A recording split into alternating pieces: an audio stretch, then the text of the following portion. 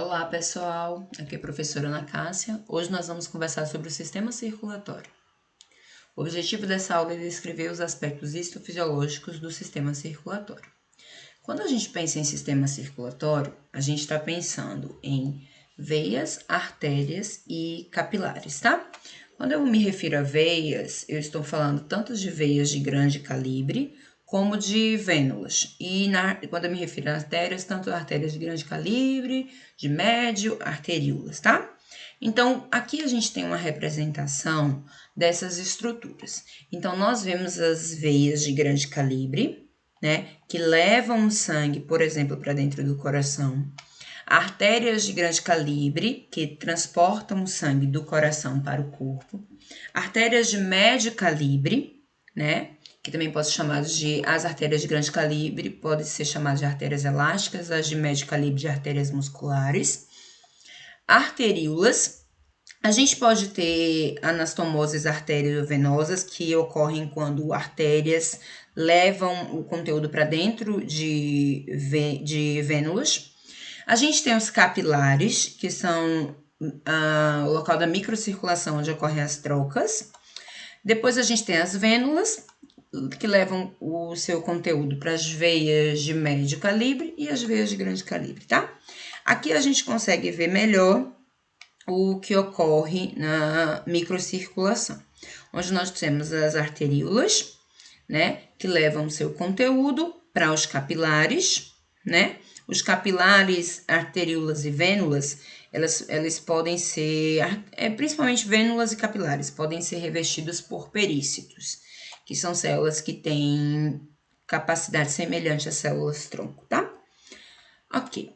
Então, agora a gente vai estudar cada uma dessas estruturas. Logo aqui de cara, a gente consegue ver que o sistema circulatório, as estruturas histológicas são divididas em íntima, média e adventícia. Dependendo da estrutura, essas três camadas podem estar presentes ou não, e elas vão mudar de constituição dependendo da estrutura. Então, vamos lá. Aqui nós podemos ver mais uma vez essa divisão íntima, é a camada mais interna que está em contato com a luz do vaso, média e adventícia. A íntima, ela é revestida por um epitélio pavimentoso simples, que é chamado de endotélio. Abaixo do endotélio a gente tem a lâmina basal, depois a gente tem uma região de tecido conjuntivo frouxo e, dependendo do vaso, a gente pode ter uma lâmina elástica interna.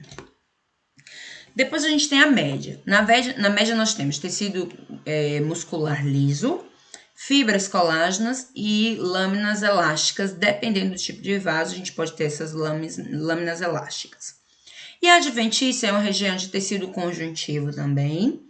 Fibras colágenas, podemos ter fibras elásticas, e se o vaso for de grande calibre, a gente pode ter vasa vasorum, que são os vasos dos vasos. Então, agora vamos estudar cada uma dessas estruturas em artérias, veias e capilares, tá?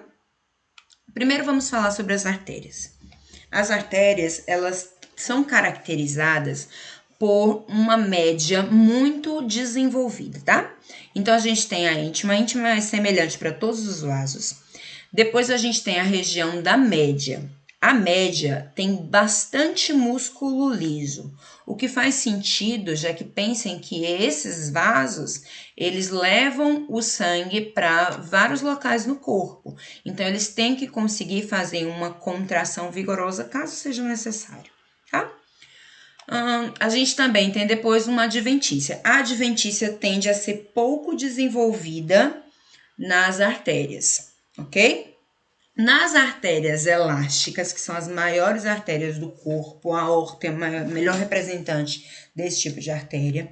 Na túnica média, nós vamos ter várias lamelas elásticas, tá? Nas adventícias de grandes vasos, nós podemos ter os vasos dos vasos, que são os vasa vasorums. Então, aqui a gente vê uma representação, né, disso aí. Íntima, télio pavimentoso simples, que é o endotélio. Depois, uma lâmina basal, tecido conjuntivo abaixo. E aí, a gente tem a lâmina elástica interna. Nas artérias elásticas, a lâmina elástica interna se confunde com as demais lamelas elásticas. Então, você não vai conseguir definir ela muito bem, como em outros vasos que não têm lamelas elásticas. Aí nós vamos para a túnica média. Na túnica média nós temos bastante músculo liso, mas além do músculo liso, aí nós temos as lamelas elásticas, que dependendo da coloração que seja realizada, elas podem ficar bem evidenciadas. Essas lamelas elásticas, elas são fundamentais, porque um vaso como a aorta, ela precisa manter a pressão sanguínea constante, então ela não pode sofrer alterações bruscas de pressão, tá? Ela não pode sofrer alterações bruscas, na verdade, do conteúdo, porque senão toda a pressão do corpo seria afetada. Então, o fato de ela ter essas lamelas elásticas faz com que ela consiga se acomodar rapidamente à variação de pressão. Então, quando o coração ele para de enviar o sangue porque ele está enchendo e a pressão ali diminui, as lamelas elásticas se adaptam a essa diminuição da pressão sem uma repercussão para a pressão do corpo. Por outro lado, quando o sangue é ejetado do coração, as lamelas elásticas se adaptam rapidamente a essa grande pressão que elas vão receber, sem também que a gente tenha uma grande alteração na pressão sistêmica, tá? Ok. Então, a gente aqui também tem fibras colágenas, certo? E podemos ter vasos sanguíneos aqui nessa região também. E por último, nós temos a túnica adventícia, que em vasos de grande calibre como esse, nós temos os vasovasórons, são os vasos dos vasos, que podem se ramificar em vasos menores entrando aqui dentro. Por que esses vasos são importantes? Embora o sangue esteja correndo na luz desse vaso de grande calibre, o fato dele ser um vaso muito grande faz com que não seja possível que o sangue que está correndo aqui dentro, os nutrientes, os oxigênios, se difundam para todas as camadas da parede do vaso. Por isso que a gente precisa dos vasovasórons. Esses vasos ajudam a nutrir essa região, tá? Além dos vasovasórons do tecido conjuntivo, nós também podemos ter nervos não mielinizados inervando toda essa região. Aqui nós vemos isso, ó. Uma artéria elástica, ela está corada com HE, por isso que a gente não vê as lamelas elásticas bem definidas. HE não cora a elastina, tá? Das lamelas elásticas. E aqui a gente vê as separações, ó. Íntima, a camada média e a adventícia com um vasovasor. A adventícia, muitas vezes, ela se confunde com o resto do tecido conjuntivo que está em volta do vaso. Aqui, ó, mais uma vez, podemos observar uma artéria elástica, só que agora com uma coloração específica que está corando as lamelas elásticas. Então, nós temos a íntima, como eu falei, a lâmina elástica interna, ela não pode ser diferenciada dessas daqui. E a gente vai ter a lâmina elástica externa, tá? Que vai separar a média da adventícia. Lá na adventícia, a gente pode ver um corte aqui, nós temos os vasovasórons. Os vasos dos vasos. Aqui mais uma vez. Íntima, a média, né, com as lamelas elásticas e a adventícia, tá? Isso aqui é uma artéria elástica, essa aqui é uma artéria muscular. Nas artérias musculares, a média não vai ter aquela grande quantidade de lamelas elásticas, vai ser mais fácil observar as células musculares lisas, o tecido conjuntivo vai ser mais rico em colágeno. Pode ter elastina? Pode, mas em menor quantidade. E a membrana elástica interna, pelo fato de não ter as lamelas elásticas, ela fica bem definida e ela pode ser visualizada, tá? O endotélio vai fazer parte da íntima normalmente, como eu falei anteriormente, epitélio pavimentoso simples. E a gente vai ter a adventícia, que é tecido conjuntivo. Aqui, ó, uma artéria muscular.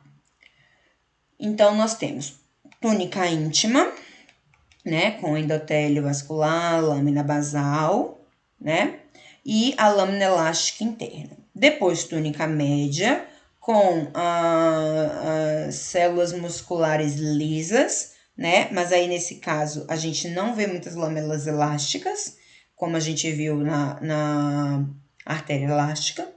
E, por último, nós temos a adventícia, que se a gente estiver falando de uma artéria muscular de grande calibre, pode ter também vasovasórons, tá? E aí vai ter fibroblastos e fibras colágenas, né?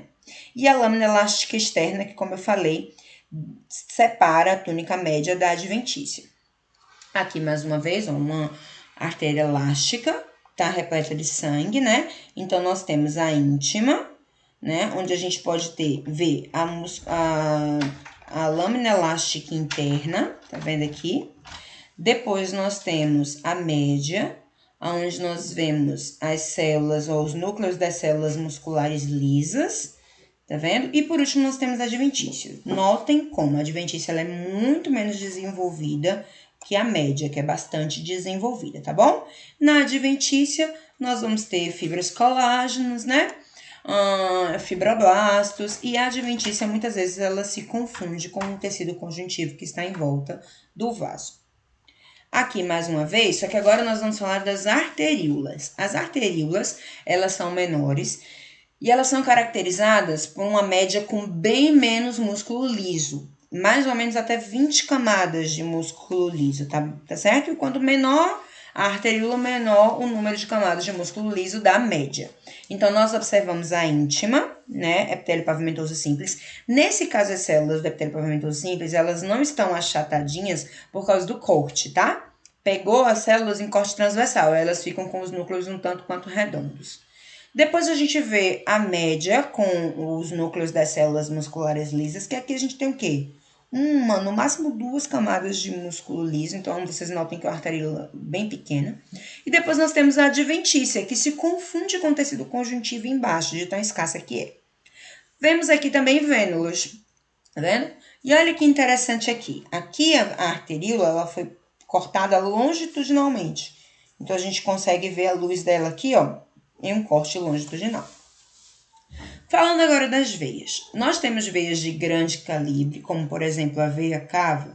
Essas veias de grande calibre, elas vão ter uma túnica íntima, né? Onde nós temos o endotélio, a lâmina basal, tecido conjuntivo frouxo abaixo. Depois, nós temos uma túnica média, que tem músculo liso, mas que é bem menos desenvolvida que a adventícia. Isso é característica das veias, das vênulas. A adventícia é sempre muito mais desenvolvida nesses vasos. E notem que a adventícia aqui tem músculo liso, tá vendo? Coisa que a gente não observava, pelo menos não em grande quantidade, nas artérias, tá? Aqui a gente consegue ver a representação histológica desse vaso. Então, íntima, né? Sempre pequena. A média, que nesse caso é bem menos desenvolvida, e uma adventícia muito desenvolvida, com feixes de músculo liso que aqui estão cortados transversalmente.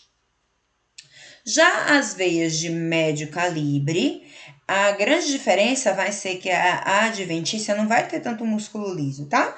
Então, íntima, né, com aquelas características que a gente já comentou, uma média que tem músculo liso, mas é muito menos desenvolvida que a adventícia. E a adventícia aqui, bastante desenvolvida, mas mais rica em tecido com fibras colágenas, né? E pouco músculo. Se, dependendo do vaso, a gente também pode ter vasorum aqui, tá bom? Dependendo do calibre desse vaso. E também podemos ter fibras elásticas aqui nessa região. Nervos, né, também podem estar presentes, como eu falei para vocês anteriormente. Nas vênulas, nós vamos ver as válvulas. Essas válvulas, elas são muito importantes, principalmente nos membros inferiores, para evitar o refluxo. Então, quando o sangue passa, a válvula fecha, impedindo que o sangue retorne e a gente tenha um refluxo nessa região, tá bom? Então, as vênulas, elas tendem a ser menores, têm um calibre menor, e elas também vão ter bastante adventícia. Então, aqui ainda uma veia, ó, íntima, média, e olha a adventícia, como é bem desenvolvida. E com músculo liso, tá vendo? Músculo liso em corte transversal. E os vasos de menor calibre, como eu falei para vocês, são as arteríolas e as vênulas. Nas vênulas, nós vamos observar a íntima, a adventícia, e praticamente a gente não nota a média, tá? Então, a gente vê prioritariamente a íntima e a adventícia, com tecido conjuntivo. Já nas arteríolas, não. A gente consegue ver a íntima, uma média com bastante músculo liso, tá vendo? E a adventícia nas arteríolas, ela é que não está tão desenvolvida, tá? Quanto aos capilares, os capilares eles podem ter diferentes denominações dependendo da estrutura e da sua função. Então, nós temos capilares contínuos, que são capilares que permitem a troca gasosa, mas não permitem a troca de grande substância. Capilares contínuos, a gente pode citar, por exemplo, os capilares do sistema nervoso central, tá? Lá a gente tem um isolamento, e aí esses capilares, eles têm o endotélio muito mais com zônulas de oclusão, tá vendo? As células são muito mais unidas. E eles podem ter os perícitos em volta, tá bom? A gente tem os capilares fenestrados, que são capilares que possuem espaços de propósito para que o líquido passe por dentro desses capilares, tá? Exemplos de capilares fenestrados, a gente tem os capilares dos glomérulos renais, que tem fenestrações, e essas fenestrações, elas permitem que o líquido, ele saia para formar ultrafiltrado lá no glomérulo renal. E a gente tem capilares que são realmente descontínuos. Esses capilares, eles têm muito mais espaço.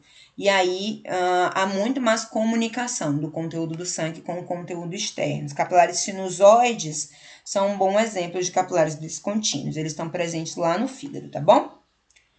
E, para finalizar, vamos recapitular aqui os vasos, tá? Então, aqui nós temos vênula, uma vênula, né?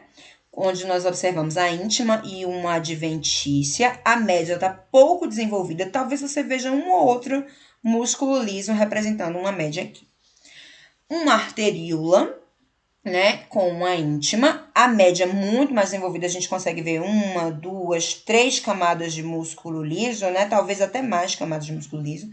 E a adventícia na arteríola é pouco desenvolvida, ela se confunde com o tecido conjuntivo em volta.